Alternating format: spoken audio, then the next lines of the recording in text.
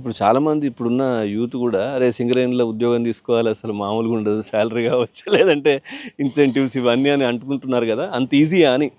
అంత ఈజీ ఏమి ఉండదు. ఉమ్, ఏంటంటే ప్రకృతికి విరుద్ధంగా పనిచేస్తాం కాబట్టి, ఇక్కడ ఎన్విరాన్మెంట్లో పుట్టి పెరిగినాం కాబట్టి మాకు దీని గురించి వ్యక్తిగతంగా మ్, మళ్ళీ లోపల మా ఫాదర్ వాళ్ళని చూసి వాళ్ళు డైలీ డ్యూటీలో దిగి వచ్చి ఇంటికి వచ్చి వాళ్ళు సూపర్వైజర్లు కానీ వర్కర్లు కానీ వాళ్ళు మళ్ళీ మాట్లాడుకోవడం ఫోన్లలో అవి మేము స్కూల్ టైమ్స్లో విన్నాం కాబట్టి వీటి గురించి మాకు కొంత అవగాహన ఉన్నది అంటే కాబట్టి ఎంత కష్టంగా ఎంత కష్టం అనేది వస్తారు అనేది ఇబ్బందిగా ఉంటుంది అనేది అప్పుడు మీరు విన్నారు. మాకు తెలుసు కాబట్టి మేము ధైర్యం కొద్దీ రావాల్సి జరిగింది. ఒక మాట అన్నారు మీరు, చాలా గొప్ప మాట, ప్రకృతికి విరుద్ధంగా పనిచేస్తున్నాం. అవును. ఎట్లా అది?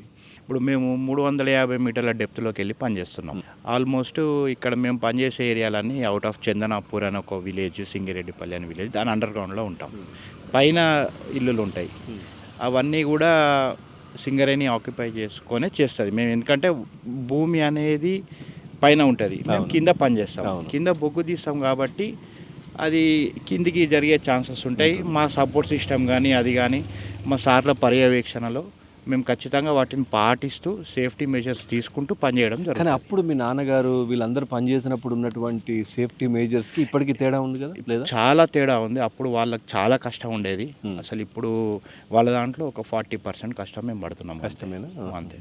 మాకు మ్యాన్ రైడింగ్ సిస్టమ్స్ వచ్చినాయి, టెక్నికల్గా మైండ్స్ అన్ని ఇంప్రూవ్ అయినాయి, సేఫ్టీ సిస్టమ్స్ బాగా ఇంప్రూవ్ అయినాయి, సెల్ఫ్ సపోర్ట్ సిస్టమ్స్ కూడా మేము తీసుకుంటున్నాం. దాని ప్రకారమే జరుగుతుంది.